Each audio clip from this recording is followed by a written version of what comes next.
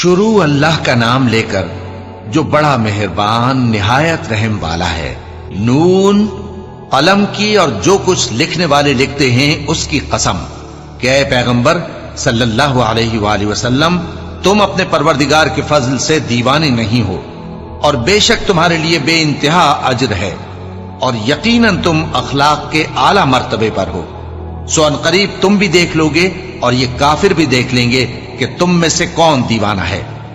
तहकीक तुम्हारा परवरदिगार उसको भी खूब जानता है जो उसके रास्ते से भटक गया और उनको भी खूब जानता है जो सीधे रास्ते पर चल रहे हैं। तो तुम झुटलाने वालों का कहा न मानना।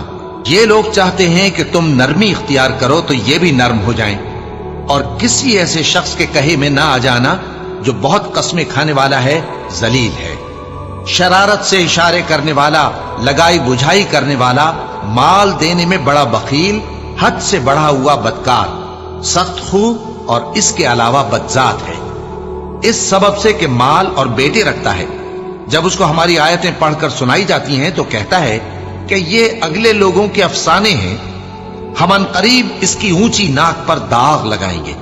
हमने इन लोगों की उसी तरह आजमाइश की है जिस तरह बाग वालों की आजमाइश की थी, जब उन्होंने कस्में खा खा कर कहा कि सुबह होते होते हम उसका मेवा तोड़ लेंगे और इंशाअल्लाह ना कहा।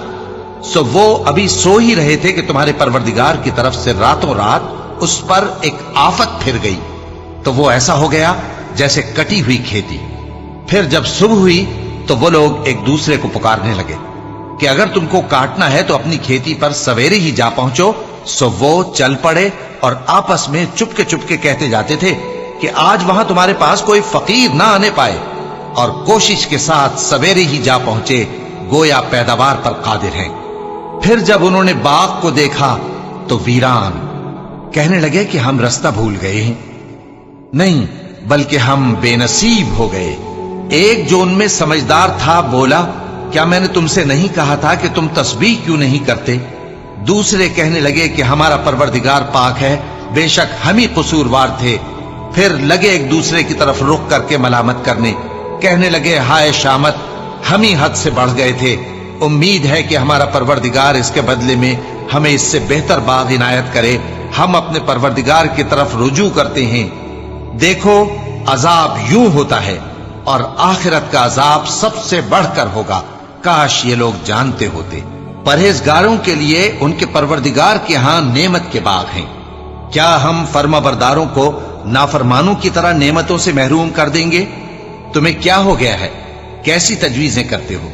क्या तुम्हारे पास कोई किताब है जिसमें यह बात पढ़ते हो कि जो चीज तुम पसंद करोगे वो तुमको जरूर मिलेगी? या तुमने हमसे कस्में ले रखी हैं जो क़यामत के दिन तक चली जाएंगी कि जो कुछ तुम तय कर लोगे वो तुम्हारा होगा? इनसे पूछो कि इनमें से कौन इसका जिम्मा लेता है। क्या इस कौल में इनके कुछ शरीक हैं?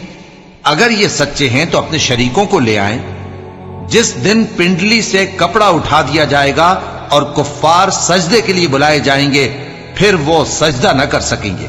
उनकी आंखें झुकी हुई होंगी और उन पर जिल्लत छा रही होगी, हालांकि पहले उस वक्त सजदे के लिए बुलाए जाते थे जबकि वो सही और सालिम थे।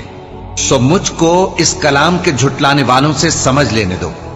हम इनको आहिस्ता आहिस्ता ऐसे तरीक से पकड़ेंगे कि इनको खबर भी ना होगी, और मैं इनको मोहलत दिए जाता हूं। मेरा दांव बड़ा मजबूत है। ए नबी, क्या तुम इनसे कुछ मुआवजा मांगते हो कि इन पर तावान का बोझ पड़ रहा है, या इनके पास गैब की खबर है कि उसे लिखते जाते हैं? सो अपने परवरदिगार के फैसले का इंतजार किए रहो और मछली का लुकमा होने वाले यूनुस की तरह न होना कि उन्होंने अपने रब को पुकारा जबकि वो दिल ही दिल में घुट रहे थे। अगर उनके परवरदिगार की मेहरबानी उनको न संभाल लेती तो वो चटियल मैदान में डाल दिए जाते मजमूम हालत में। फिर उनके परवरदिगार ने उनको बरगुजीदा करके नेकूकारों में शामिल कर लिया। और काफिर जब ये नसीहत की किताब सुनते हैं तो यूं लगते हैं कि तुमको अपनी निगाहों से फिसला देंगे और कहते हैं कि ये तो दीवाना है। और लोगों, ये कुरान तमाम जहानों के लिए नसीहत है।